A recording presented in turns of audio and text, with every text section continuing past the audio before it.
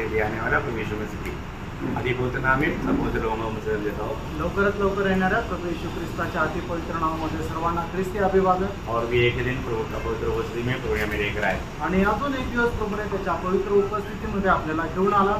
प्रभु की उपस्थिति में रहना कितना आनंद है, प्रभूच्या उपस्थितीमध्ये राहणं किती आनंद आहे। इससे बड़ा आनंद कहीं मिलेगा? याच्यापेक्षा जास्त आनंद कुठे भेटेल का? है ना, प्रभु की उपस्थिति में आनंद का भरपूरी है,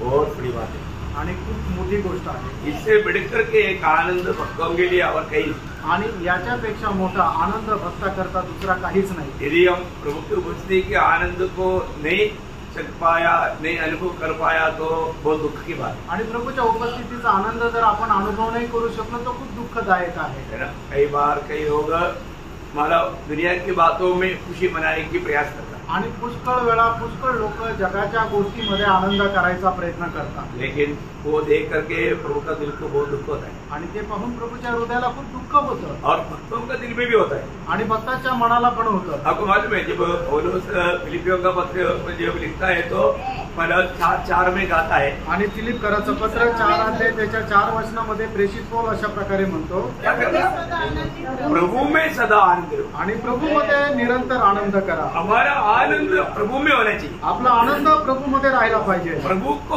का दिल को आनंद करने वाला बात हमारा भी इच्छा होना चाहिए, आणि प्रभूच्या हृदयाला आनंद करणारी जी गोष्ट आहे ती करण्याची इच्छा आपली सुद्धा राहायला पाहिजे। बहुत से बार कई लोग जब चुनौती करता है उसमें प्रभु का इच्छा ढूंढता ही, आणि पुष्कळ वेळा लोक ज्या वेळेला एखाद्या गोष्टीची निवड करतात त्याच्यामध्ये प्रभुची इच्छा काय आहे हे शोधत नाही। मैं आपको बताना चाहता हूँ, आणि मी तुम्हाला सांगू इच्छितो, हमेशा हम कभी भी चुनौती करता है तो इसमें एफेसियों 5:17 के अनुसार प्रभु की इच्छा क्या है ये समझ कर चुनना चाहिए। आणि ज्या वेळेला आपण एखाद्या गोष्टीची निवड करतो त्याच्यामध्ये देवाची इच्छा काय आहे हे समजून घेऊन आपण निवडायला पाहिजे। इफिसकाराचं पत्र 5 अध्याय त्याचं 17 वचन। वो है हाँ देखा, निर्बुद्धि मतलब निर्बुद्धि लोग अपनी मनमानी में चुनौती करता, आणि जे निर्बुद्ध आहे ते आपल्या मनमर्जीप्रमाणे निवड करतात।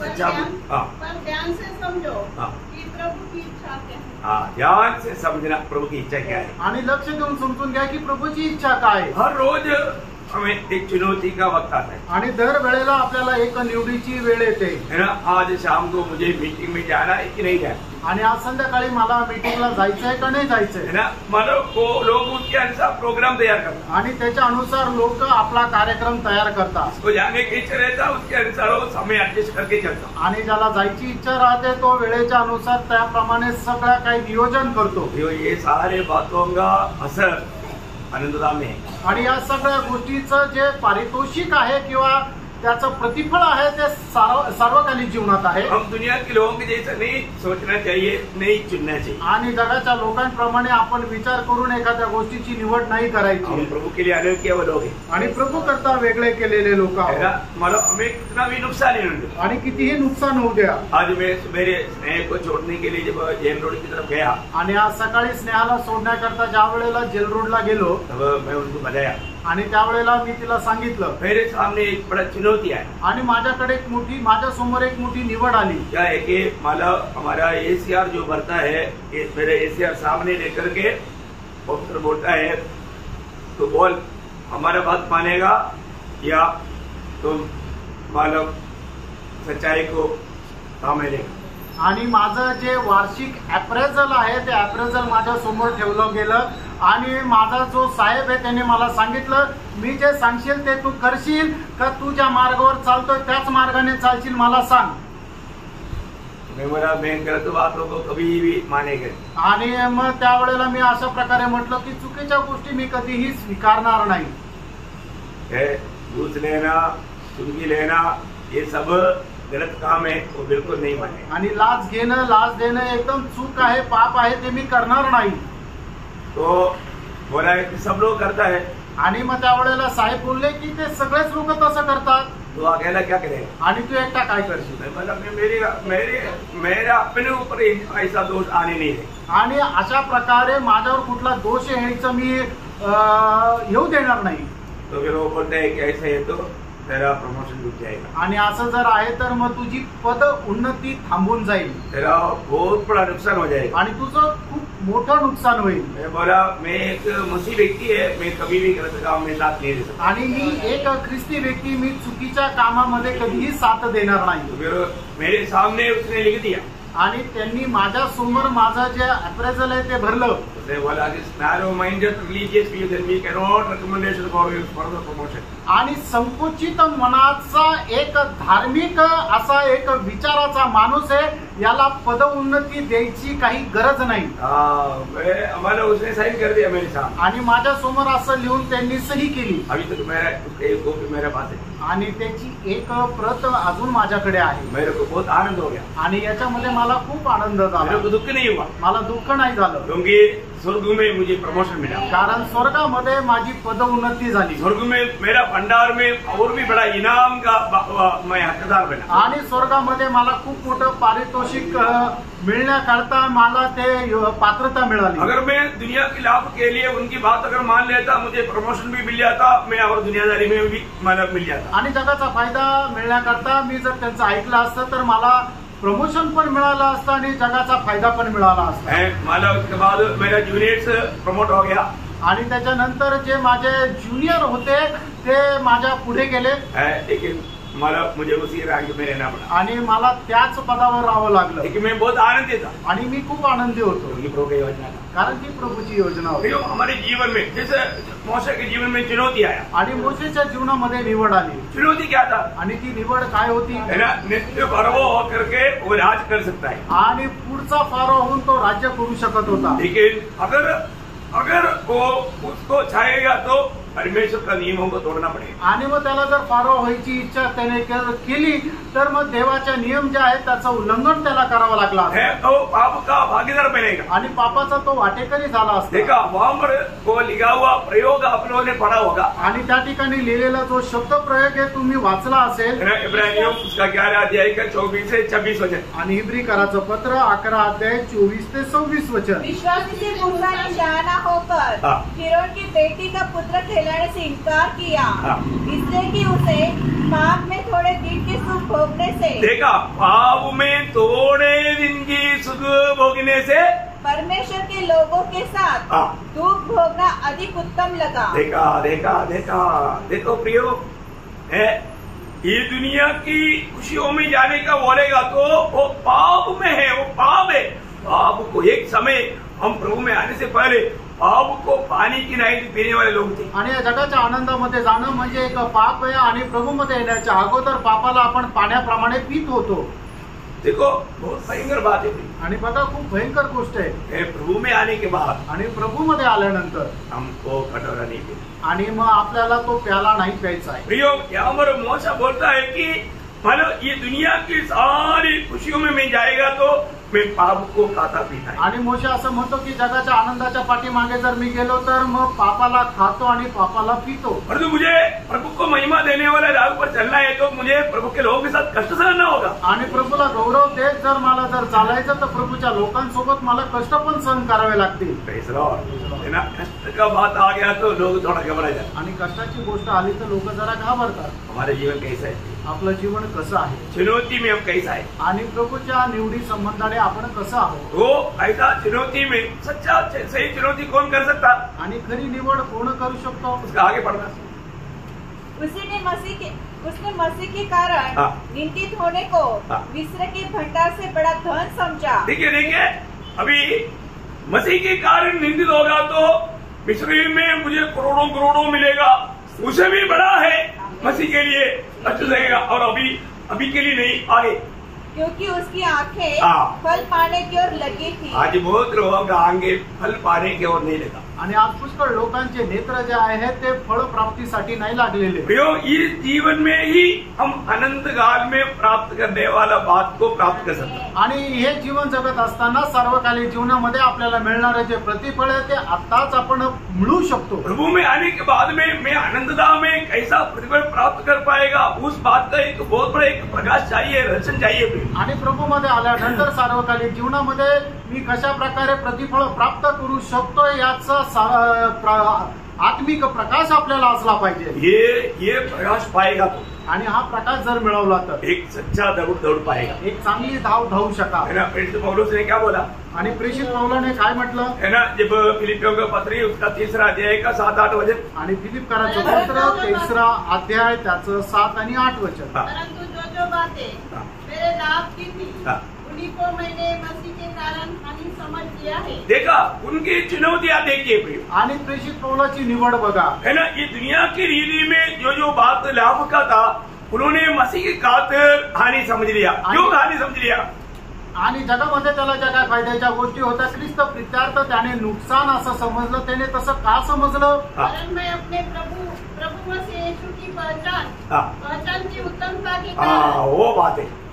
प्रभु यीशु मसीह की पहचान की उत्तमता की कारण. आणि प्रभू येशू ख्रिस्ताच्या ओळखीच्या उत्तमतेमुळे. बहुत बड़ा एक शब्द है आणि खूप मोठं हे एक शब्द आहे. प्रभु यीशु मसीह की पहचान जिसको मिलेगा, मैं आपको बोलता हूँ उसको ये दुनिया का कुछ भी बात है वो सब कूड़ा कचरा ले गई. आणि जो कोणी प्रभू येशू ख्रिस्ताला चांगल्या प्रकारे ओळखायला लागतो त्याच्याकरता जग आणि जगाच्या गोष्टी जो आहे त्या केर कचरा होता. उसको कुछ भी त्यागने के लिए कोई दिक्कत नहीं. आणि मग त्याच्यानंतर कुठल्याही गोष्टीचा त्याग करण्याकरता त्याला काही अडचण नाही. तो आज हमारे जीवन में जब चुनौती आता है आणि आज आपल्या जीवनामध्ये ज्या वेळेला निवड येते है ना, हम लोग कई बार हम लोग अपनी स्वार्थता में निर्णय लेता है. आणि पुष्कळ वेळा आपण आपल्या स्वार्थीपणामध्ये निर्णय घेतो. इसलिए मानव दौड़ में धीमा हो जाता. आणि त्याच्यामुळे आपण जी धावायची त्याच्यामध्ये मंद होतो. आपको मालूम है ये प्रभु के आगमन की बहुत निकटता में हम पहुंच गया है. आणि प्रभूच्या आगमनाच्या एकदम आपण जवळ पोहोचलोय. आज हम प्रचार सुनते भी प्रभु का आगमन हो सकता है. आज प्रचार ऐकत असताना सुद्धा प्रभूचं आगमन होऊ शकतं. लेकिन हमारी तैयारी कैसे है? आज आपली तयारी कशी आहे? है ना. वास्तव में प्रभु के साथ जाने की सच्चा तैयारी में है क्या? आणि खरोखर प्रभू सोबत जाण्याची तयारीमध्ये आहोत. मेरी जीवन प्रभु को प्रसन्न करने वाला मार्ग में है क्या? आणि माझं जीवन प्रभूला प्रसन्न करणाऱ्या मार्गामध्ये आहे का? हमारे दिल क्या गवाही देता? आणि आपलं हृदय आपल्याला काय साक्ष देतं? सचमुच में आज प्रभु आ गया तो मैं प्रभु के साथ मिलने के लिए तैयारी में है करके कितने लोग गवाही दे पाएंगे? आणि खरोखर आज जर प्रभू आला तर मी प्रभू सोबत जाईल असं किती लोक साक्ष देऊ शकतील? हमारे में ऐसे एक गवाही चाहिए. अशी एक साक्ष आपल्यामध्ये पाहिजे. आज आपको मन में प्रभु ने बोला विश्वास पाएगा क्या? मतलब प्रभु जब आएगा तो बहुत थोड़ा लोग है जो जीवन लेने वालों में रूपांतर होकर उड़ा ले जाने वाले. आणि खूप कमी लोक आहेत की ज्या वेळेला प्रभूचं आगमन होईल त्या वेळेला रूपांतरित होऊन प्रभू सोबत जाणाऱ्या लोकांची संख्या खूप कमी आहे. म्हणूनच प्रभू येशू ख्रिस्ताने म्हटलं ज्या वेळेला मनुष्याचा पुत्र पृथ्वीवर येईल त्या वेळेला त्याला विश्वास मिळेल का? लूका 18:8 में लिखा. मैं सबको वचन पढ़ाना नहीं चाहता आपको मान. आणि लूक 18 अध्याय त्याच्या 8 वचनामध्ये लिहिलंय. मतलब प्रभु की मनुष्य पुत्र की आगमन में विश्वास पाएगा क्या? आणि मनुष्य पुत्राच्या आगमनाच्या वेळेला विश्वास आढळेल का? विश्वास त्याग हो चुका है. आणि विश्वास त्याग झालाय. आज बहुत लोग मतलब संगति में कई लोगों का संगति में आने का बात देखेगा तो दुख हो जाता. आणि पुष्कळ लोक ज्या वेळेला संगतीमध्ये येताना पाहूनच दुःख होतं. वो एक सच्चा तैयारी में नहीं है. अनेक खऱ्या तयारीसह नाहीये. और उनका उत्साह बहुत मतलब नष्ट हो गया. आणि त्यांचा उत्साह जो आहे तो एकदम नष्ट झाला. ये क्यों हुआ मालूम है? आणि हे का झालं माहितीये का? है ना. आज कितना तारीख है? आज किती तारीख आहे? 14 तारीख. 14 तारीख का 14 अध्याय का 14 वचन पढ़ना. 14 तारीख का 14 अध्याय मीन्स आज नीति वचन 14 अध्याय उसका 14 वचन पढ़ना.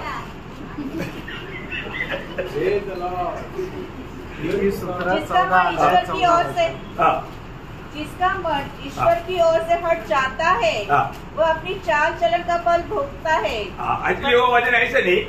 मतलब जिसका दिल में विश्वास त्याग हुआ वो धीमा चाल चलता है. आणि ज्याच्या हृदयामध्ये विश्वास त्याग झालेला आहे तो मंदावतो किंवा मंद रीतीने चालतो. वो ध्यान से समझने वाले वचन है प्रिय. आणि खूप चांगल्या प्रकारे समजणारं वचन आहे. एक एक का जीवन में उन लोगों का चाल चलन को देख करके हमें मालूम पड़ेगा उन लोग दिल से विश्वास त्याग कर चुका है.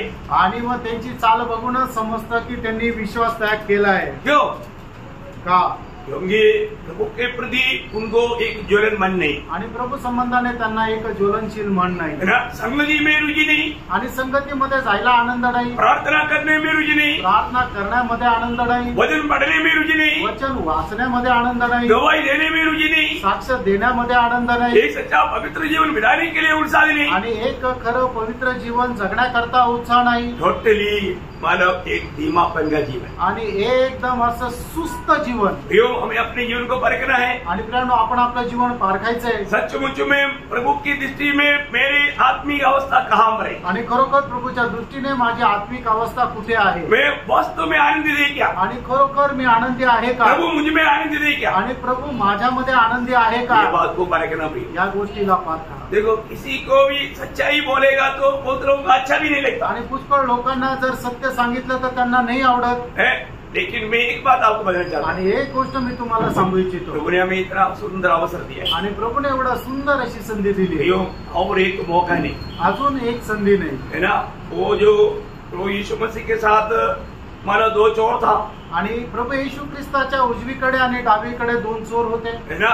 एक मन फिर करके प्रभु को अपनाया, आणि एकाने मन परिवर्तन करून प्रभूचा स्वीकार केला, और उसको प्रभु ने बोला, आज तू मेरे साथ मारा सुखलोक में होगा. आणि प्रभूने त्याला असं म्हटलं की तू आज माझ्या सोबत सुखलोकासोबत मध्ये राहशील. दूसरे को भी मौका था, दुसऱ्याला पण संधी होती. दोनों साथ में बुरे काम करते थे, आणि दोघं सोबत पापाचं किंवा चुकीचं वाईट काम करत होते. लेकिन अभी एक बच गया भाई, आणि एक वाचला, कभी भी उसका दिल में वो तड़प नहीं आया, आणि तरी सुद्धा त्याच्या मनामध्ये काही तळमळ नाही झाली.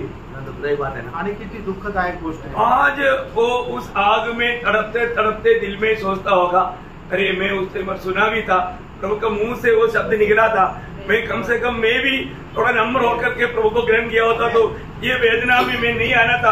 अभी कितना भी सोचने से क्या फायदा. आणि तो आगीमध्ये तळमळ त्या गोष्टीचा विचार करत असेल की हो, मी सुद्धा ऐकलं होतं आणि माझ्या सोबती आहे त्याने सुद्धा प्रभूचा स्वीकार केला आणि आज तो त्या सुख लोकांमध्ये आहेत. जर मी सुद्धा त्या वेळेला त्याचं ऐकून मन परिवर्तन केलं असतं तर मला या यातना भोगण्याची गरज नसती पडली. पण प्रियानो, आता काय उपयोग. एक बात फिर से याद रहना चाहता हूँ, एक गोष्ट पुन्हा आठवण करून देतो. आज मेरा जीवन एक विजयी मसीह जीवन है क्या, आज माझं जीवन एक विजय ख्रिस्ती जीवन आहे का. अपना दिल क्या गवाही देता, आणि आपलं मन काय साक्ष देतं. एक टोटल का जीवन मिला करके आप कभी भी नया यरूशलेम में नहीं मिलेगा भी. आणि एक सर्व मिळून असं एखादं एक गठ्ठा असं जीवन जगून तुम्ही स्वर्गामध्ये नाही जाणार. नया यरूशलेम में आपको मिलना है तो नया यरूशलेम में बहुत बड़ी बात. आणि सर्वात महत्वपूर्ण गोष्ट नवीन यरूशलेम आहे. उस नया यरूशलेम सिर्फ उनके लिए है जो विजयी लोगों के लिए. आणि नवीन यरूशलेम जे आहे ते विजयी लोकांकरता आहे. और वो ये अभी का ये समय अगर नष्ट करेगा, आणि ही वेळ जर तुम्ही नष्ट केली तर फिर चांस, आणि मग पुन्हा संधी नाही. इसलिए वो बात का गौरव की बातें अभी, क्योंकि मैं आपको कल भी बताया, ये वचन को आप थोड़ा समझने के लिए बहुत प्रार्थना के साथ प्रभु के वचन में रहना. कम से कम और कुछ भी नहीं समझेगा तो ये जो 21-22 अध्याय को आप एक भी क्लास मिस नहीं करना चाहिए, मेरा बहुत नम्र विधी है. आणि इतर काही तुम्हाला नाही समजलं तरी चालेल, पण प्रकटीकरणाचं पुस्तक 21 आणि 22 अध्यायाचा एकही क्लास तुम्ही सोडू नका. क्योंकि ये प्रभु का पवित्र लोगों के लिए है, ये वास्तव में आनंददा के लिए है. इसमें बहुत मौत की बात है और जल्दी इतना लोग समझेगा नहीं, क्योंकि इसमें बहुत से मतलब क्या है चिन्ह रूप में. आणि हे पवित्र लोकांकरता आहे, सार्वकालिक जीवनाच्या या गोष्टी आहे. आणि याच्या ज्या गोष्टी आहेत त्या लोकांना लगेच नाही समजणार, कारण का खूप दाखला किंवा उपमा देऊन सांगितलेल्या गोष्टी आहे. मैं जहाँ पर इतना ज्यादा मतलब अपने लिए नहीं, मतलब अपने मतलब साथ का नहीं है, इसलिए मैं कई बात को थोड़ा तेज चला गया, स्पीड में चला गया. आणि काही गोष्टी ज्या आपल्या संदर्भाच्या नाहीये त्या न सांगता मी थोडस लवकर पुढे निघून गेलो. लेकिन अभी ये जो बात इस तरह स्पीड में नहीं जाएगा. आणि आता 21 आणि 22 अध्याय जो आहे तो एवढा पटकन नाही संपणार. और मेरा बहुत दिल का चाहते है कि सब लोग ठीक से इसको समझना चाहिए. आणि माझ्या हृदयाची खूप इच्छा आहे की सर्व लोकांनी खूप चांगल्या प्रकारे समजायला पाहिजे. ओके, हमने 21 अध्याय का 2 वचन कल देख रहा था, तीसरा वचन पढ़ेंगे. आणि प्रकटीकरण 21 अध्याय त्याचं 3रं वचन वाचा. फिर मैंने सिंहासन में से किसी को उच्च शब्द से यह कहते हुए सुना, परमेश्वर का डेरा मनुष्य के बीच में है। देखो, मनुष्य परमेश्वर का डेरा मनुष्य के बीच में है। वह उनके साथ डेरा करेगा और वे उसके लोग होंगे और परमेश्वर आप उनके साथ रहेगा और उनका परमेश्वर होगा। ठीक है, अब ये बहुत मनोहर बात यहाँ पर लिखा है आणि खूप मनोहर गोष्ट या ठिकाणी लिहिली है ना। आपको मालूम है कि परमेश्वर का सिंहासन में परमेश्वर विराजमान है आणि परमेश्वर आपल्या सिंहासनावर विराजमान आहे। ये परमेश्वर का सिंहासन में कौन कौन बैठा है आणि परमेश्वराच्या सिंहासनावर कोण कोण बसलंय है ना। उसका 22 का एक वचन भी पढ़ा आणि 22 अध्याय त्याचं पहिलं वचन आहे वाचा। उसने मुझे बिलोर की सी झलकती हुई जीवन की जल की नदी दिखाई जो परमेश्वर और मेमने के सिंहासन में से निकलकर। देखा, परमेश्वर और मेमने की सिंहासन से, मतलब ये दोनों को एक करके बताया आणि परमेश्वर आणि सिंहासन या दोघांना एक करून बोललो। परमेश्वर और मेमने की सिंहासन, परमेश्वर आणि कोकरा यांचं सिंहासन, मतलब इसका मतलब क्या है कि दोनों की एक ही सिंहासन है आणि दोघांचं एकच सिंहासन आहे ना। वहाँ पर कौन है, सिंहासन में कौन बैठा आणि या सिंहासनावर कोण बसलं? पिता और पुत्र बैठा है। पिता आणि पुत्र बसले। तो अभी ये बहुत मतलब परमेश्वर का मनुष्य के साथ का डेरा आणि परमेश्वराचं मनुष्यासोबतचं निवास, परमेश्वर मनुष्य के साथ रहने के लिए प्रभु ने बनाया था आणि परमेश्वराने मनुष्याला आपल्यासोबत राहण्याकरता बनवलं होतं। मतलब हमेशा प्रभु का सबसे बड़ा दिल का चाहत था कि मैं मनुष्य के साथ रहूं, आणि परमेश्वराच्या मनाची खूप मोठी अशी इच्छा आकांक्षा होती की मी मनुष्यासोबत राहावं, त्याच्यासोबत वास करावा है ना। प्रभु के लोगों के बीच में रहने के लिए प्रभु ने जब चुने हुए इस्राएल लोगों को जब प्रभु ने निर्गमन का किताब 25 अध्याय का 8-9 वचन में कहा, निर्गमन त्याचा 25 अध्याय त्याच्या 8 आणि 9 वचनामध्ये इस्रायला संबंध इस्रायल लोकांना परमेश्वराने अशा प्रकारे म्हटलं, मेरे लिए एक पवित्र स्थान बनाए कि मैं उनके बीच निवास करूं। मेरे लिए एक पवित्र स्थान बनाए। वो पवित्र स्थान क्या है? निवास मंडप। आणि परमेश्वराने इस्रायलाला आज्ञा दिली की मी त्यांच्यामध्ये राहण्याकरता माझ्याकरता एक निवास मंडप बनवावा। जो कुछ मैं तुझे दिखाता हूँ अर्थात निवास स्थान और उसके सब सामान का नमूना उसी के अनुसार तुम लोग उसे बनाना। इसका मतलब प्रभु ने उनको एक नमूना, मतलब मोशे को एक नमूना दिखाया, वो नमूना के अनुसार ही बनाना था। आणि परमेश्वराने मोशेला एक नमुना दाखवला, त्या नमुन्याप्रमाणेच तो निवास मंडप बनवायचा होता। मतलब ये निवास मंडप क्या है आणि याचा अर्थ हा निवास मंडप काय आहे? वो एक परमानेंट नहीं, आणि मग ते एकदम स्थायी असं ठिकाण नाहीये, वो निगाह कर ले जाते थे आणि ते उचलून घेऊन जात असे ना। मतलब प्रभु अपने लोगों के बीच में रहने के लिए, उनको रहने के लिए ये निवास मंडप बनाया गया। आणि परमेश्वर आपल्या लोकांच्या मध्ये वास करण्याकरता हा निवास मंडप बनवण्याकरता सांगितलं होतं। प्रभु को हमेशा अपने लोगों के बीच में रहना बहुत अच्छा लगे आणि नेहमी परमेश्वराला आपल्या लोकांमध्ये राहणं आवडतं। ये बात हम बहुत बार बाइबल में देखता है आणि ही गोष्ट पुष्कळ ठिकाणी बायबल मध्ये पाहतो। लेवी व्यवस्था उसका 26 अध्याय का 11 वचन, लेवी त्याचा 26 अध्याय त्याचं 11 वचन,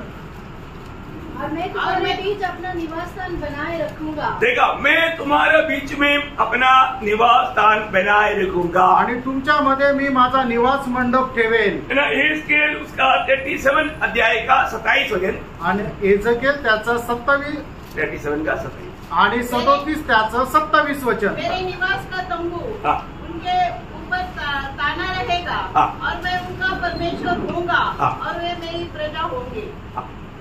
खत्म हो गया। जब मेरा पवित्र स्थान उनके बीच सदा के लिए रहेगा तब सब जातियां जान लेगी कि मैं यहोवा इस्राएल का पवित्र करने वाला हूँ। 27 के शुरू में मेरे निवास का तंबू उनके ऊपर ताना रहेगा। मतलब बोलने का मतलब क्या कि मैं उनके बीच में रहूंगा। तो बोलने का अर्थ कोई परिभाषा में ठीक से नहीं आया, कोई बात नहीं। मतलब प्रभु हमेशा अपने लोगों के बीच में रहना चाहता है आणि प्रभु नेहमी आपल्या लोकांच्या मध्ये राहायची इच्छा धरतो। और परमेश्वर स्वयं रहने वाला परमेश्वर का मन सच्चा तंबू यीशु मसीह था। आणि परमेश्वराचा खरा जो निवास मंडप होता तो प्रभु यीशु ख्रिस्त होता। तो यीशु मसीह जब दुनिया में आकर रहने के समय में वहाँ पर यूहन्ना 1:14 वचन आपको सबको याद है। आणि योहान त्याचा पहिला अध्याय त्याचं 14 वचन तुम्हाला सर्वांना ठाऊक आहे। वचन देहधारी हुआ आणि वचन देहधारी झालं परिपूर्ण होकर हाँ। हमारे बीच में डेरा किया। हमारे बीच में डेरा किया। आणि मग ते वचन देहधारी होऊन आपल्यामध्ये त्याने वास केला हाँ, तो वो डेरा किया, मानो वो उस तंबू में रहा। आणि तो त्या तंबू मध्ये राहिला। हाँ, और प्रभु बोलता है, आणि प्रभू असं म्हणतो, मेरे चुने हुए लोग मेरे प्रति कौन रहेगा? आणि माझ्या निवडलेल्या लोकांच्या प्रती काय राहील? वो मेरे लोग रहेगा आणि ते माझे लोक राहतील मैं उनका परमेश्वर रहूंगा। आणि मी त्यांचा परमेश्वर राहील। तुमका वचन और वायदा है आणि काय परमेश्वराचं वचन आहे ना, बहुत बड़ी बात है फिर, खूप मोठी गोष्ट आहे। है ना। अभी ये सब इसराइल को कहा हुआ शब्द है। आणि हे सर्व इस्रायलाला सांगितलेलं वचन आहे। यिर्मयाह उसका 24 अध्याय का 7 वचन, यिर्मयाह 24 अध्याय 7 वचन, मैं उनका ऐसा मन कर दूंगा हाँ। कि वे मुझे जानेंगे कि मैं यहोवा हूँ, हाँ। और वे मेरी प्रजा ठहरेंगे, वे मेरी प्रजा ठहरेंगे, और मैं उनका परमेश्वर ठहरूंगा। मैं उनका परमेश्वर ठहरूंगा। आणि ती माझे प्रजा राहतील आणि मी त्यांचा परमेश्वर राहील। उसका 31 अध्याय का पहला वचन, आणि यिर्मयाह 31 अध्याय पहिलं उन वचन, दिनों में मैं सारे इस्राएली कुलों का हाँ। परमेश्वर ठहरूंगा, हाँ। और वे मेरी प्रजा ठहरेंगे। हाँ, देखो बार बार ऐसा बोल, यहेजकेल नबी की किताब 11 अध्याय उसका 20 वचन, एहेजकेल त्याचा 11 अध्याय आणि त्याचं 20 वचन। इन सारे वचनों में हम क्या देखता है? आणि या सर्व वचनामध्ये आपण काय पाहतो? वे मेरे लोग रहेगा और मैं उनका परमेश्वर। आणि ते माझे लोक राहतील आणि मी त्यांचा परमेश्वर राहील। मतलब प्रभु को उनके बारे में ऐसा कहने के लिए आनंद था। आणि प्रभूला त्यांच्या संबंधाने असं बोलण्याकरता आनंद होता। आपको मालूम है जब इसराइल अपनी मानव वायदा का देश में आकर जब रहने भी लेगा, आणि इस्रायल लोक वचनदत्त देशामध्ये ज्या वेळेला राहू लागले तभी भी उनको एक पर्व मनाना था, आणि त्यावेळेला सुद्धा त्यांना एकच सण साजरा करायचा होता, तंबुओं का पर्व आणि तंबूंचा सण है। मतलब तंबुओं का पर्व उनको मतलब मनाना बहुत जरूरी है, वो हर साल में उनको मनाना है। आणि दरवर्षी त्यांना तंबूंचा सण साजरा करायचा होता। उसका अर्थ क्या? त्याचा अर्थ काय? परमेश्वर हमारे साथ, आणि परमेश्वर आमच्या सोबत, हम परमेश्वर के साथ रहने वाला दिन है। आणि आपण परमेश्वरासोबत राहणारा दिवस आहे। लेवी व्यवस्था उसका 23 अध्याय का 33 और 34 वचन, ये बात को समझने के लिए आप पढ़ सकता है। आणि लेवी त्याचा 23 अध्याय त्याचा 33 आणि 34 यहोवा वचन। ने मूसा से कहा, हाँ। इस्राएलियों से कहा कि उसी 7वें महीने के 15वें दिन से हाँ। 7 दिन तक यहोवा के लिए झोपड़ियों का पर्व रहा करे। झोपड़ियों का मीन्स तंबुओं का पर्व रहा करे। हाँ, मतलब आपको समझ में आया? तुमच्या लक्षात आलं की 7 दिवस जो आहे तो तंबूंचा सण राहील। हाँ, बोलने का मतलब परमेश्वर के साथ रहने का एक अनुभव करके वो लोग मानते, आणि परमेश्वरासोबत राहण्याचा तो एक अनुभव म्हणून ते मानत असे। वो सब एक छाया में था। आणि ते सर्व एक नमुना म्हणून होतं। परंतु जब हम 21 अध्याय में जब आता है उसका सच्चाई या यादार्थी को देखता है। आणि मग ज्या वेळेला प्रकटीकरणाचं पुस्तक 21 अध्यायामध्ये येतो तर आपण जुन्या करारामध्ये जी काही छाया पाहिलं त्याचं प्रात्यक्षिक जे आहे ते 21 अध्यायामध्ये आपल्याला पाहायला मिळतं। अभी जब यूहन्ना को बोला मैं आपको मतलब मेमने का दुल्हन दिखाऊंगा, बोलने के बाद क्या दिखाया? आणि मग ज्या वेळेला योहानाला असं सांगण्यात आलं की तू ये, मी तुला जो कोकरा आहे त्याची नवरी दाखवतो, आणि मग ती नवरी म्हणून काय दाखवलं? 21 अध्याय के 9-10 वचन। आणि प्रकटीकरण 21 अध्याय 9-10 वचन। जिन 7 स्वर्गदूतों के पास 7 अंतिम विपत्तियों से भरे हुए 7 कटोरे थे, उनमें से एक मेरे पास आया और मेरे साथ बातें करके कहा, इधर आ, मैं तुझे दुल्हन अर्थात मेमने की पत्नी दिखाऊंगा। हाँ। तब वह मुझे आत्मा में एक बड़े और ऊंचे पहाड़ पर ले गया और पवित्र नगर यरूशलेम को स्वर्ग से परमेश्वर के पास से उतरते दिखाया। मतलब यीशु मसीह की दुल्हन वो कौन है? आणि प्रभू येशू ख्रिस्ताची जी वधू किंवा नवरी जी आहे ती कोण आहे? सही बात है ना? आप लोग मेरे साथ चलना, अभी आपको समझने में थोड़ा कठिन बात है, इसलिए मैं आप थोड़ा आणि तुम्हाला समजण्याकरता थोडंसं कठीण जाईल म्हणून तुम्ही सगळ्यांनी एक चित्त होऊन माझ्यासोबत चाला। अभी प्रभु ने मतलब दूत ने दिखाया हुआ मतलब मेमने का दुल्हन कौन है? आणि दूताने योहानाला दाखवलेली त्या कोकऱ्याची नवरी ती कोण आहे? नवीन यरूशलेम है ना? तो नया यरूशलेम क्या है? आणि नवीन यरूशलेम काय आहे? तंबू है, आणि तो एक निवास मंडप आहे। सही बात है। खरं आहे। तो नया यरूशलेम में कौन रहता? आणि नवीन यरूशलेम मध्ये कोण राहतं? नया यरूशलेम में जय पाया हुआ लोग और त्रिएक परमेश्वर पिता पुत्र पवित्र आत्मा. आणि नवीन यरूशलेम मध्ये पिता पुत्र पवित्र आत्मा आणि विजय प्राप्त झालेले लोक. अभी आपने अभी तक स्थान तक समझा करके जानने के लिए मैं आपको पूछना चाहता हूँ. यहाँ पर प्रभु का वचन कहता है कि प्रभु हमारा अपने लोगों के बीच में रहेगा, तंबू डालेगा. वो तंबू क्या है? नहीं, वो तंबू नया यरूशलेम बोलेगा तो क्या है?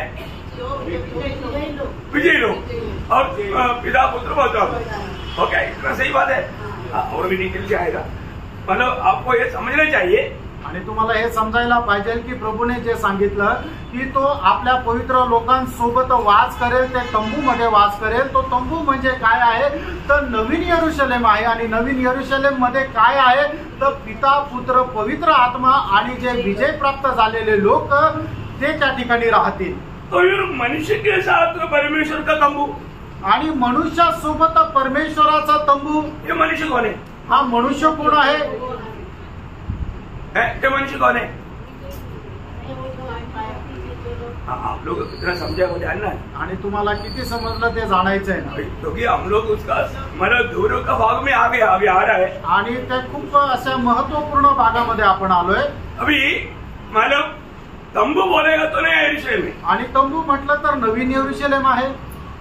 नया यरूशलेम बोलेगा तो विजयी लोग और पिता पुत्र पवित्र आत्मा है. आणि नवीन यरूशलेम म्हटलं म्हणजे विजय लोक आणि पिता पुत्र आणि पवित्र आत्मा आहे. है ना. मतलब जो भी समय में विजय पाया हुआ सब लोग इस नया यरूशलेम के अंदर है. आणि ज्या पण काळामध्ये विजय प्राप्त झालेले जे लोक आहेत ते सगळे नवीन यरूशलेम मध्ये और आहेत. पिता पुत्र पवित्र आत्मा भी है. आणि पिता पुत्र आणि पवित्र आत्मा पण आहे. परंतु यहाँ पर लोगों के बीच में तंबू.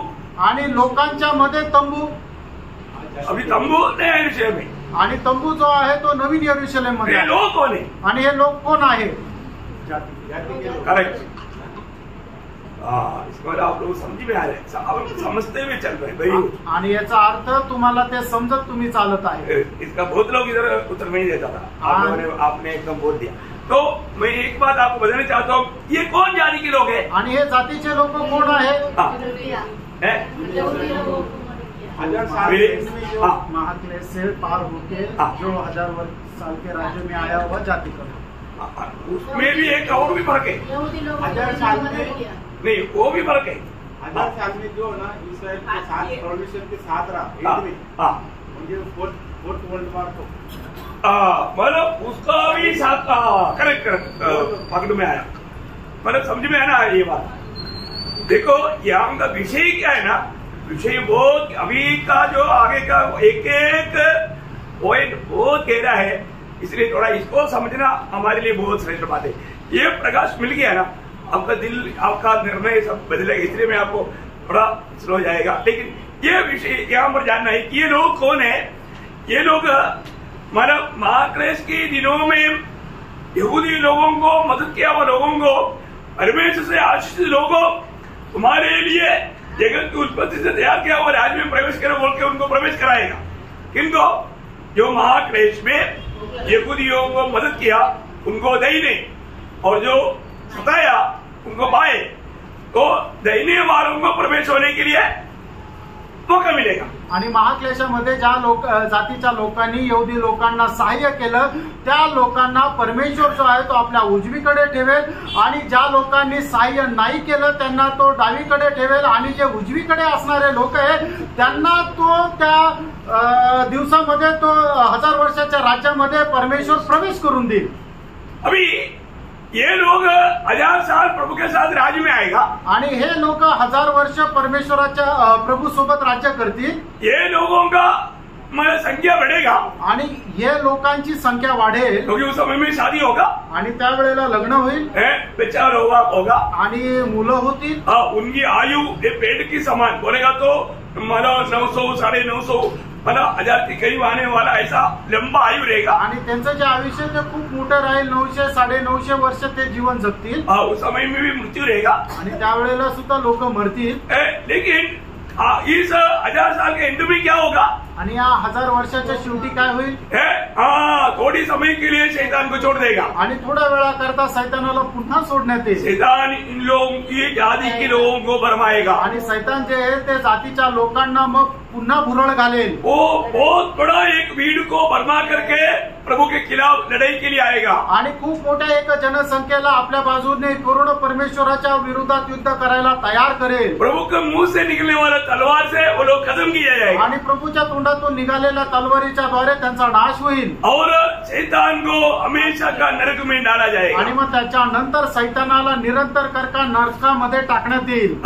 लेकिन अभी भी आणि तरी सुद्धा कुछ जाति की लोग बचाएगा आणि काही जातीचे लोक वाचल्या जातील. वो लोग है ये लोग आणि ते हे लोक आहेत. मतलब सारे जो जाति के लोग भरमाए नहीं जाएगा आणि सर्व जातीचे लोक जे आहेत ते त्यांना भुरळ नाही होणार, ते सैतानाच्या अधीन नाही जाणार. वो लोग मतलब ये पृथ्वी जल जाने के बाद में नया आकाश और नया पृथ्वी में आएगा. आणि मग ज्या वेळेला पृथ्वीचा नाश होईल त्यावेळेला नवीन पृथ्वी आणि नवीन आकाश येईल. उसमें मतलब उनकी संख्या बढ़ते रहेगा. उस समय में मृत्यू नहीं है. आणि मग त्या वेळेला मृत्यू नाही, म्हणजे जे सनातन युगामध्ये मृत्यू नाहीये. वो बात भी मला याद रखना. आणि ही गोष्ट सुद्धा लक्षात घ्या की मनुष्याचं जे मरण आहे ते फक्त 1000 वर्षाच्या राज्यामध्ये, 1000 वर्षाचं राज्य संपल्यानंतर नवीन आकाश नवीन पृथ्वीमध्ये मग कोणाचा मृत्यू राहणार नाही. इतना क्लियर हो गया? अभी आगे का हर एक बात, क्योंकि ऐसे बात तो बहुत लोगों को कई बार समजाएगा तो भी इतना समजेगा नहीं. आणि असं जे आहे ते लोकांना किती समजून सांगितलं तरी समजणार नाही. तो अभी उसका 4 वचन पढ़ना, 21 का 4 वचन. प्रकटीकरण 21 अध्याय त्याचं 4 वचन वाचा. वह उनकी आंखों से सब आंसू पोंछ डालेगा. देखिए यहाँ पर प्रभु उनकी आंसू पोंछ डालेगा करके जो बताया उसका एक्चुअली 2 अर्थ है. आणि प्रभू त्यांचे अश्रू पुसून टाकेल त्याचे 2 अर्थ आहे.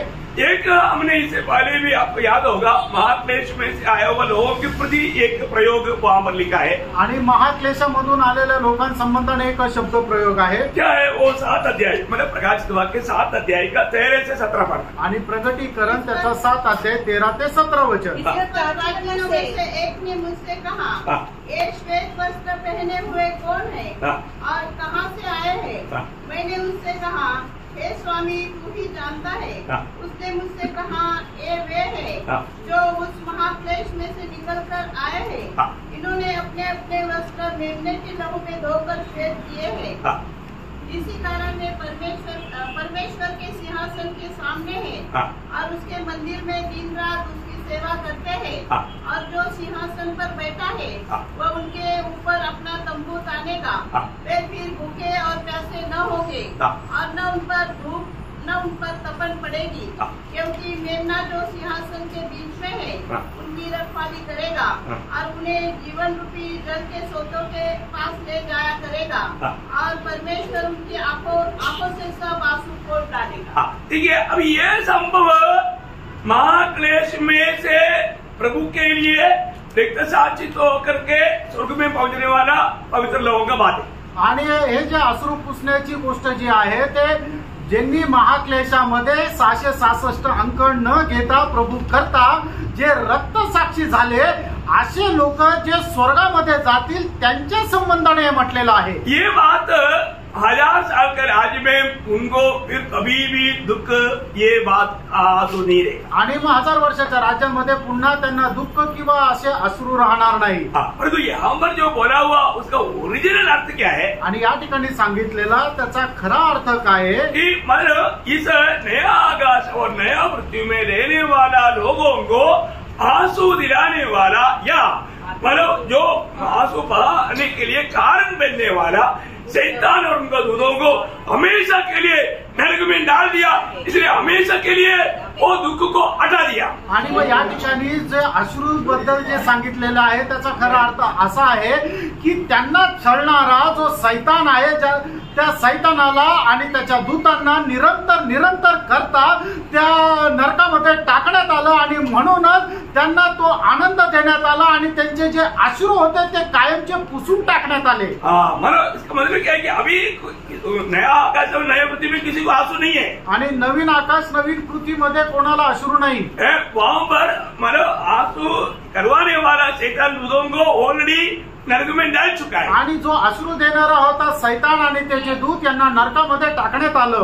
मतलब इसका आगे 5 वचन आणि त्याच्या पुढे 5वं वचन. वो सिंहासन पर बैठा था. उसने कहा, देख मैं सब कुछ नया कर देता हूँ. फिर उसने कहा, लिख ले, क्योंकि ये वचन विश्वास के योग्य और सत्य है. नहीं मृत्यु नहीं होगा कहाँ पर है? 4 में. अच्छा ओके आपका 4 में हमारा उसमें 5 में. ओके वो भी पढ़िएगा.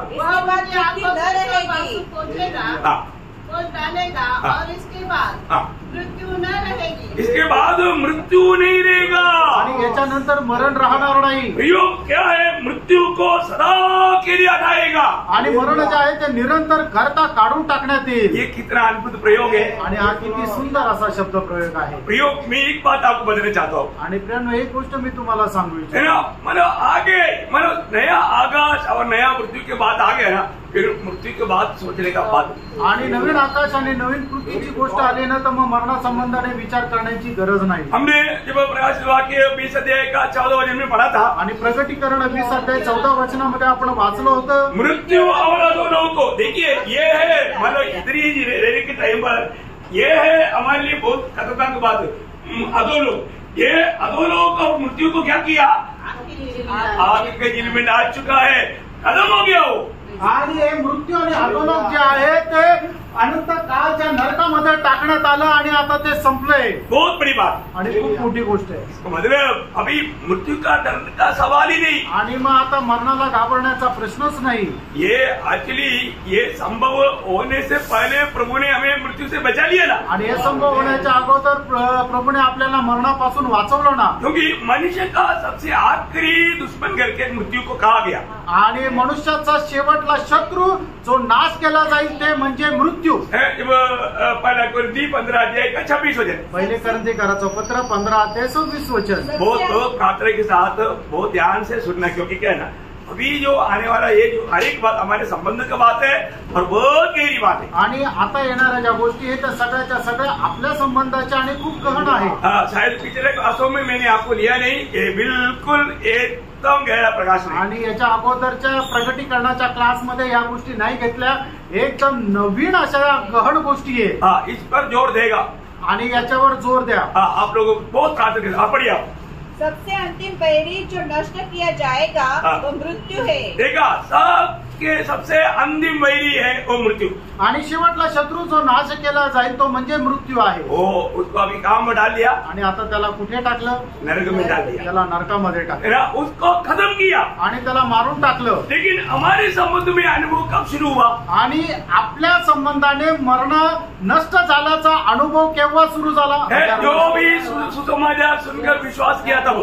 आणि सुवार्थ ऐकून विश्वास केला तेव्हा. हमारे जीवन से मृत्यू को प्रभु ने कब दूर किया? आणि आपल्या जीवनापासून मृत्यू प्रभूने केव्हा दूर केला? दूसरा तिमोथी 1 अध्याय का 10 वचन. दुसरा तिमोथ्याला पत्र त्याचा 1 अध्याय त्याचं 10 वचन. पर अब हमारे उद्धारकर्ता मसीह यीशु के प्रकट होने के द्वारा प्रकाशित हुआ, जिसने मृत्यु का नाश किया और जीवन और अमरता को उस सुसमाचार के द्वारा प्रकाशमान कर. देखा सुसमाचार विश्वास किया वो लोगों को प्रभु ने क्या किया?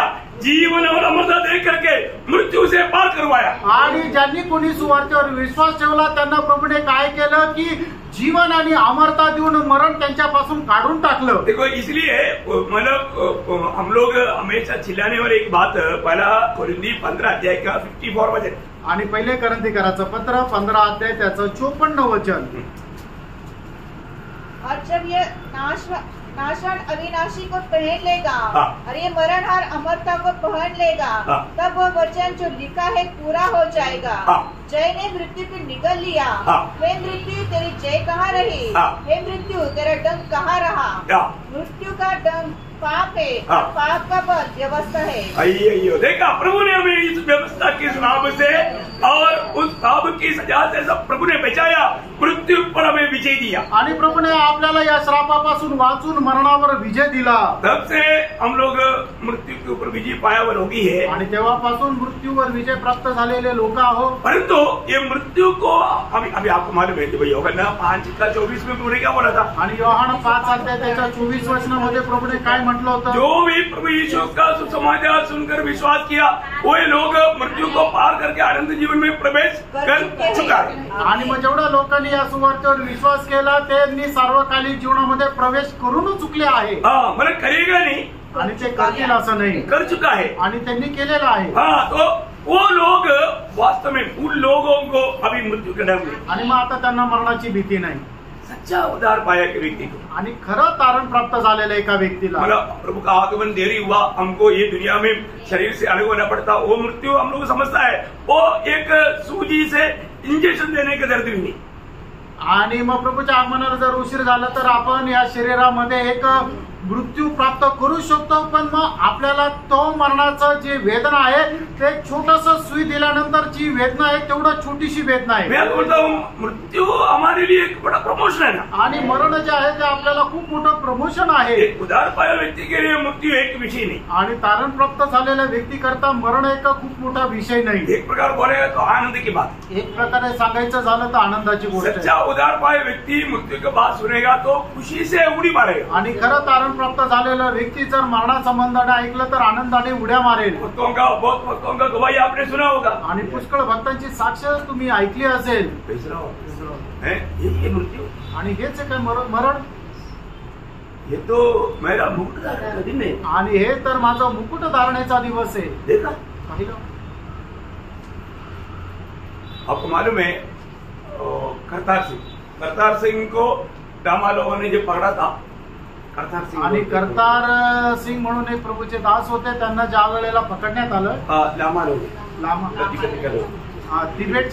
तिबेटियन लोकांनी ज्या वेळेला पकडलं होतं, उनको चमड़ा से बांध करके धूप में डाला, आणि चामडं जे आहे ते चामडं ओलं करून त्या चामड्यामध्ये त्यांना बांधलं आणि मग उन्हामध्ये टाकलं। और वो जैसे सुकता है तो हट्टी तक टूटता है, टक टक। आणि मग ज्या वेळेला जसं जसं चामडं उन्हामुळे ते सुकत जातं तसं तसं ते आकसत जातं, अंकुचित पावत जातं, आणि मग त्याच्यामुळे काय शरीराचे आपले जे हाड आहेत ते सुद्धा तुटून जातात। तब मुंह से तक खून आता, आणि तोंडातून पण रक्त येतं। तब उसने उनको एक पेपर और पेन मांगा है, आणि त्यावेळेला त्यांनी एक पेपर आणि पेन मागितला।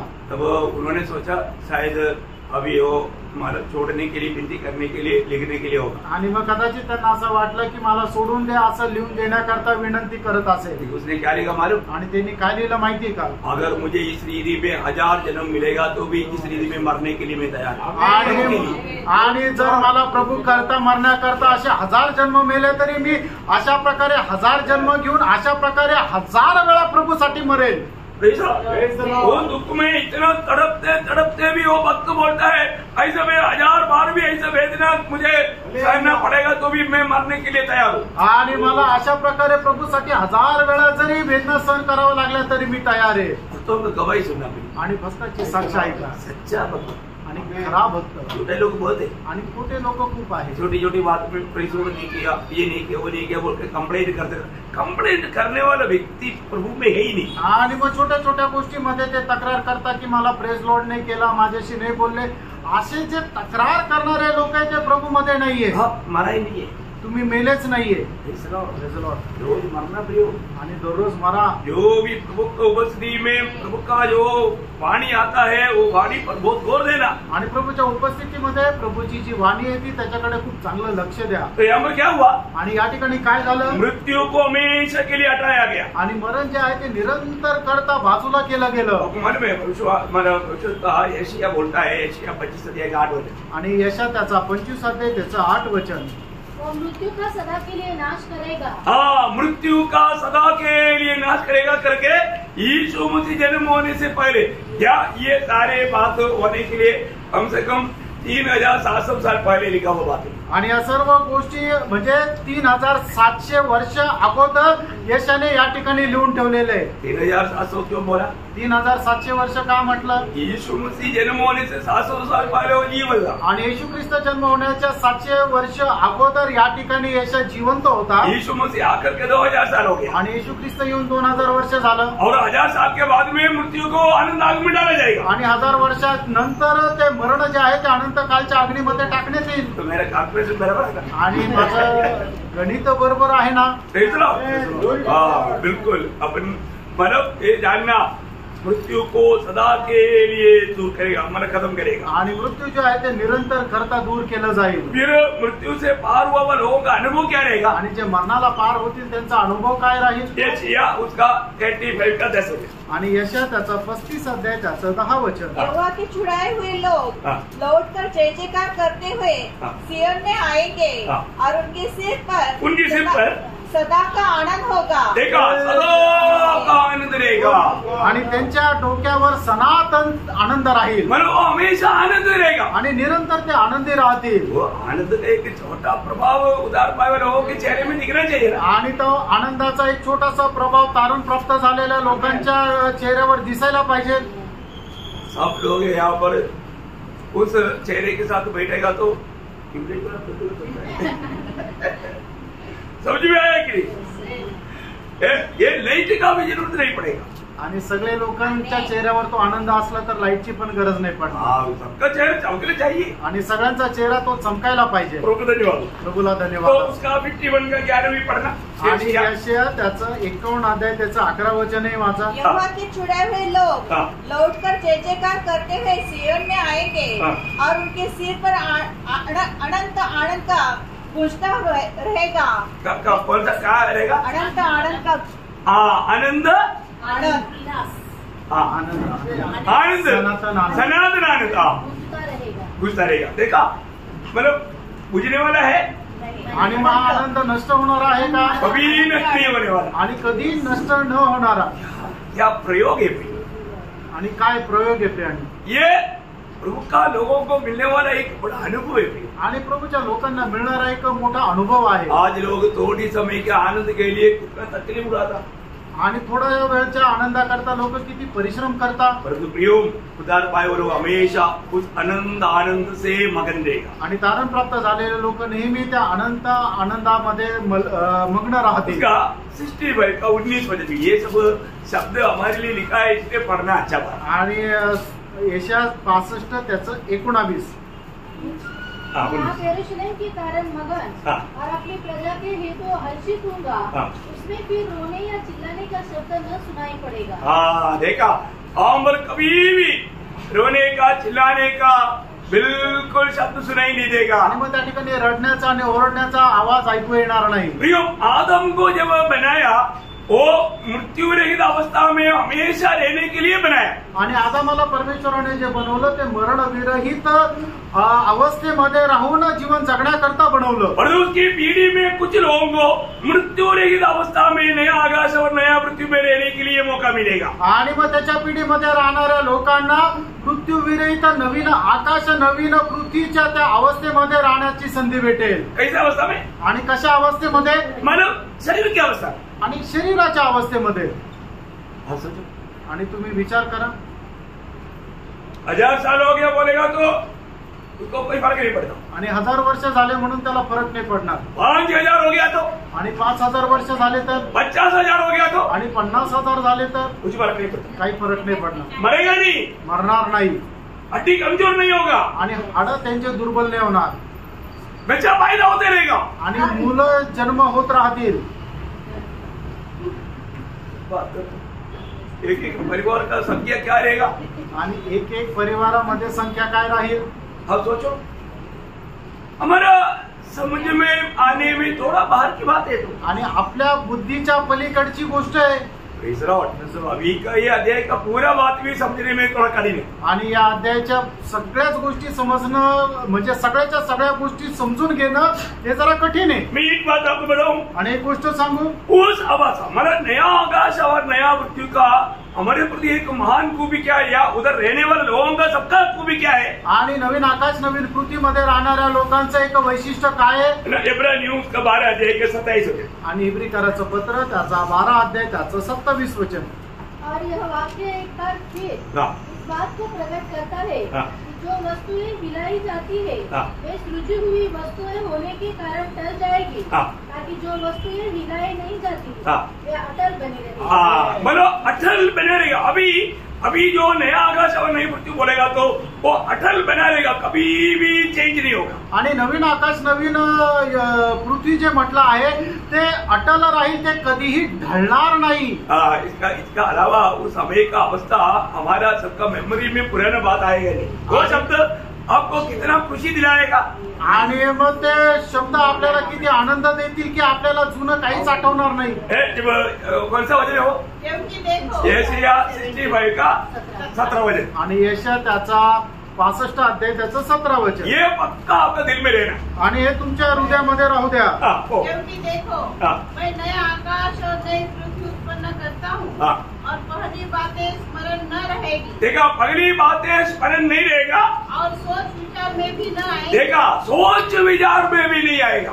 आणि जुन्या ज्या गोष्टी आहेत त्या आपल्याला आठवणार नाही आणि आपल्या विचारामध्ये सुद्धा येणार नाही. आजकल कई लोग बिस्तरे में जाएगा तो क्या क्या सोचते रहता. आणि आजकाल लोक बिछाण्यावर गेल्यावर काय काय विचार करतात. जब मैं कल आपको बताया था ना, आणि काल तुम्हाला सांगितलं होतं ना, क्या बोला था आप लोग बिस्तरे में जाने के टाइम पर भजन पढ़ करके सोने के लिए जाना किया कभी वो उधर का जाकर खाना खाते खाते भूल गया होगा. आणि घरी गेल्यानंतर जेवण करत करत विसरले असतील. यो आप घर का देखें, त्यानं तुम्ही करून पहा. आपका मतलब इतनी मनुष्य में इतना सामर्थ्य है, आंतरिक मनुष्यामध्ये किती सामर्थ्य आहे. और बराबर प्रभु आपसे बात करते रहे. आणि प्रभु तुमच्याशी बोलत राहील. सच्ची बात है. आप थोड़ा एक्सपीरियंस करके देखो आणि जरा अनुभव करून पहा. है ना. मैं कभी एखादा साल में एक बार करने वाला बात नहीं, मैं रोज करने वाला बात मैं आपको बता रहा हूँ. आणि वर्षातून एकदा मी करणारी गोष्ट नाही, मी दररोज करणार आहे. तो ये सारे बात प्रभु ने हमें पहले ही बताया. आणि या सर्व गोष्टी प्रभूने अगोदरच सांगितल्या. देखिए यशाया 42 अध्याय का 9 वचन. आणि यशा त्याचा 42 अध्याय त्याचं 9 वचन. देखो पहली बातें तो हो चुकी है, अब मैं नई बातें बताता हूँ. अभी मैं नई बातें बताता हूँ. उनके होने से पहले मैं तुमको सुनाता हूँ. उनकी होने से पहले मैं तुमको सुनाता हूँ. आणि त्या नवीन गोष्टी मी तुम्हाला सांगतो, त्या होण्याच्या अगोदर मी तुम्हाला त्या सांगत आहे. नया बातें, नवीन गोष्टी.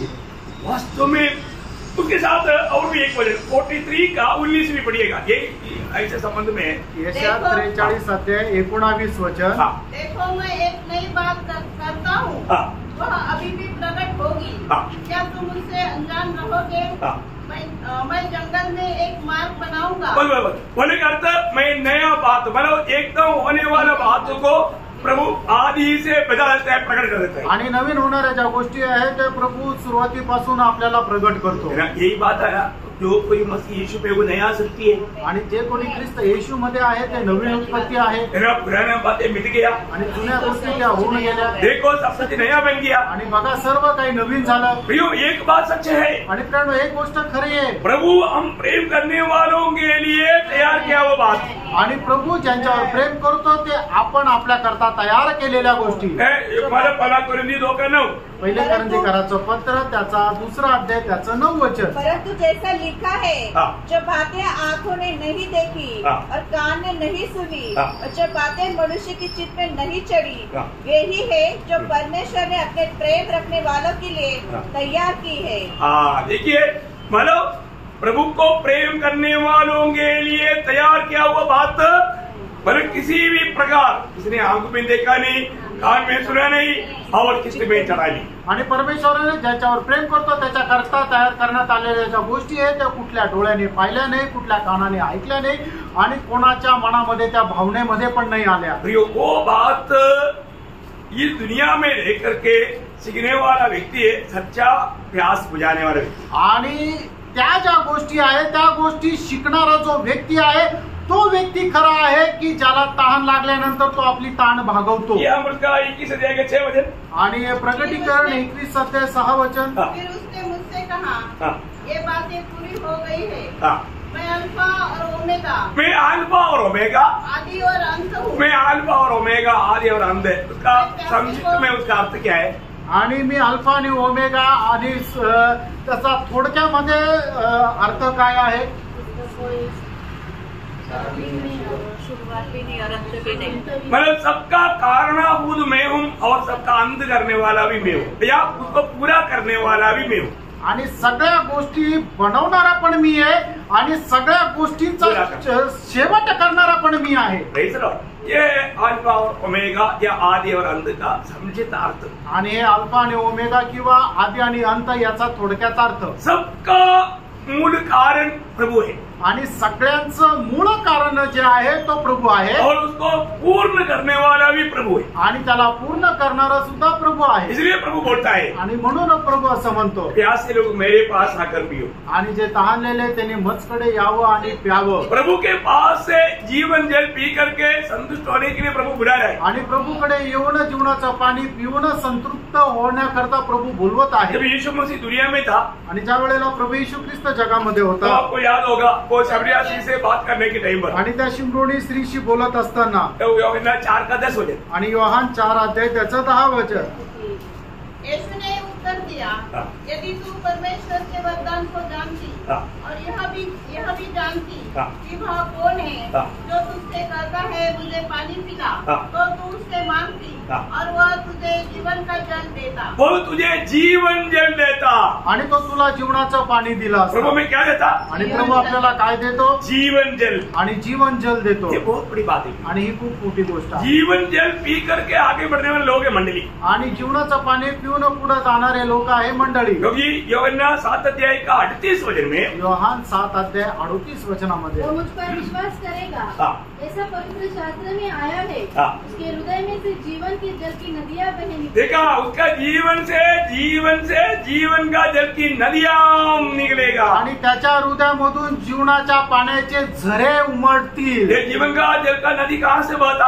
आणि जीवनाच्या पाण्याचे झरे आहे ते कुठून येतात? अभी हमने पढ़ा था ना 22 अध्याय का पहला वचन, आणि प्रकटीकरण 22 अध्याय त्याचं पहिलं वचन, परमेश्वर और मेमने के सिंहासन से निकलकर। देखा, उस सिंहासन से निकलता है, आणि त्या सिंहासनामधून येतात। इसलिए ये जो सिंहासन से निकलने वाला जीवन जल क्या है? आणि या सिंहासनामधून येणारं जीवनाचं पाणी काय आहे? हे पवित्र आत्मा, आणि ते आहे पवित्र आत्मा। पवित्र आत्मा बह रहा है आणि पवित्र आत्मा वाहत आहे जेल के रूप में, आणि पाण्याच्या रूपाने। इसलिए मंडली आखिर में कहने वाला शब्द आपको याद होगा, हमारा 22 अध्याय का 17 वचन, आणि प्रकटीकरण 22 अध्याय त्याचं 17 वचन, आत्मा और दुल्हन दोनों कहती है आ, और सुनने वाले भी कहे आ, जो प्यासा हो वह आए और जो कोई चाहे वह जीवन का जल से फेंक दे। देखा, आत्मा और दुल्हन, आत्मा आणि नवरी, देखिए कितना बड़ी बात है। आणि किती मोठी गोष्ट आहे। मंडली सबको स्वागत करते हैं, आणि मंडळी सगळ्यांचं स्वागत करते। आओ आकर के जीवन जल पियो, आणि या आणि त्या जीवनाच्या पाण्यामधून प्या। श्रेष्ठ बात है। आणि श्रेष्ठ गोष्ट आहे। कितने लोग ये जीवन जल पीता है? आणि किती लोक हे जीवनाचं पाणी पिता। आज आप जब प्रभु की उपस्थिति में बैठा है, आणि आज जर तुम्ही प्रभूच्या उपस्थितीमध्ये बसले आहे, वास्तव में आप क्या पी रहा है? अभी आप पीता भी है, खाता भी है, आणि तुम्ही पिता पण आणि खाता पण। सही बात है। क्या खाता पीता? आणि काय खाता आणि काय पिता? वचन। वचन। वचन बोलेगा तो क्या? आणि वचन म्हटलं तर काय? आत्मा और जीवन। आत्मा आणि जीवन। सही बात है ना? खरं आहे ना? वचन बोलेगा तो आत्मा और जीवन है। यूहन्ना 6 अध्याय का 63 वचन, आणि योहान 6 अध्याय त्याचं 63 वचन। जब भी आप वचन को सुनता है और उसको स्वीकारता है, आप वचन को खाता भी है और पीता भी है। आणि ज्या वेळेला वचन ऐकता आणि त्याचा स्वीकार करता त्या वेळेला तुम्ही वचन खाता पण आणि पिता पण। आपको इस बात में मतलब इतना प्यास होना चाहिए प्रियो, कितना भी प्यास होना चाहिए। मैं आपको बोलता ना, मतलब प्रभु में आने के बाद में और हर साल में कम से कम 3-4 बार बाइबल नहीं पढ़ता है तो वो एक विजयी जीवन बिताने वाले व्यक्ति है करके नहीं बोल सकते। आणि दरवर्षी 3-4 वेळा जर बायबल नाही वाचत तर मग तो व्यक्ती एक विजयी जीवन जगणारा व्यक्ती असं नाही म्हणू शकत। क्यों? का? क्योंकि वो भी उनके लिए कम पड़ता, कारण त्यांच्याकरता ते पण कमी पडतं। एक सच्चा विजयी जीवन बिताने वाला आणि एक खरा विजयी जीवन जगणारा प्रभु का वचन को कितना भी पिएगा तो उनका प्यास और भी बढ़ेगा। आणि प्रभूचं वचन कितीही पिलं तरी त्यांची तहान अधिक वाढेल। अभी हम लोग विजयी लोग यरूशलेम में, नया यरूशलेम में मिलने वाले लोग और वो भी जानने जा रहे हैं. आणि नवीन यरूशलेम मध्ये मिळणारे जे लोक आहेत त्यांचं वैशिष्ट्य आपण बघायला जात आहोत. अभी 7 वचन में अभी जाने का टाइम नहीं. आणि 7व्या वचनाकडे जाण्याकरता वेळ नाहीये. अगला कल का क्लास में 7 वचन और 8 वचन और 11 तक के वचन बताने का कोशिश करूंगा. आणि उद्याच्या क्लास मध्ये 11 वचनापर्यंत सांगण्याचा प्रयत्न करेल. आप लोग पढ़कर ध्यान करके आए आणि तुम्ही वाचून मनन करून या. म्हणजे आपण टाइम पर बंद करने से ठीक रहता. आणि वेळेवर बंद करणं चांगलं राहतं. लेकिन अभी जो भी आपको मैं बताने के लिए जा रहा हूँ, अभी तक आप लोगों ने सुना वो बात नहीं, उसमें से बहुत फर्क बात है. आणि आतापर्यंत तुम्हाला ऐकलेल्या गोष्टी नाहीये तर वेगळ्या गोष्टी मी तुम्हाला सांगणार आहे. बहुत मतलब वचन का बहुत बड़ा एक गहरा प्रकाश है. आणि वचनाचं खूप एक गहन प्रकाशन. ये बताने में मुझे बहुत दिनों से बहुत उत्साह था. आणि हे बोलण्याकरता खूप दिवसापासून मला उत्साह होता. लेकिन कई लोगों ने प्रोत्साहन दिया तो प्रकाशित वाक्य का क्लास शुरू किया. आणि काही लोकांनी प्रोत्साहन दिलं तर मग प्रकटीकरणाच्या क्लासला सुरुवात केली. अभी प्रभु की कृपा से हम उसका खास भाग में आ गया. आणि प्रभूच्या कृपेने त्याच्या एकदम खास भागामध्ये आलो. आपको मालूम है जो उत्पत्ति 1-2 अध्याय को समझा आणि ज्याला उत्पत्तीचं पुस्तक 1 आणि 2 अध्याय समजला, उसका परिणाम, उसका जो फल जो आने वाला हमारा अध्याय है 21 और 22 आणि मग त्याचं फलरूपाने येणारा जो काय परिणाम आहे ते आहे प्रकटीकरण 21 आणि 22 और अध्याय. उसको सही रीति में जानना बहुत जरूरी बात. आणि त्याला योग्य रीतीने जाणणं गरजेचं आहे. और उसमें आपको मालूम है प्रकाशित वाक्य का किताब का एक बड़ा खूबी बहुत से बात दृष्टांतों में लिखा हुआ है. आणि प्रकटीकरणाच्या पुस्तकाचं एक मोठं वैशिष्ट्य आहे की पुष्कळ गोष्टी एक नमुना म्हणून लिहिलेल्या आहेत. वो दृष्टांत में मैंने चिन्ह रूप में लिखे आणि चिन्ह रूपाने लिहिले आहे. तो इसलिए उसको उसका अर्थ सही रीति में जानना जरूरी बात. आणि म्हणून त्याचा अर्थ योग्य रीतीने जाणणं गरजेचं आहे. तो आपको मैं बोलता हूँ बहुत प्रार्थना के साथ आना और जरूर थोड़ा जल्दी आना. चाहे हमको माना दुनिया का कई नुकसान भी होने दो, कोई बात नहीं, अपन फिनिशिंग टाइम में आ गया. आणि आपल्याला जगाचं नुकसान झालं तरी चालेल पण आपण एकदम शेवटल्या त्या वेळेमध्ये आलोय. प्रार्थना के साथ आना, प्रार्थनेपूर्वक या और ऐसा भूख और प्यास के साथ आना. आणि एवढ्या तहान भुकेने या. प्रभु ये बात को आपको प्रकाशित करके देगा. आणि प्रभू या गोष्टी तुम्हाला प्रकाशित करून देईल. अगर आपको ये प्रकाश मिल गया ना, आणि तुम्हाला हे जर प्रकाशन मिळालं ना, मुझे लगता है कि आपका जीवन बहुत भयानक रीति में बदले. आणि तुमचं जीवन भयंकर रीतीने बदलेल. बदलना ही चाहिए. बदलायलाच पाहिजे. प्रभु जरूर बदलेगा. आणि प्रभू बदलेल.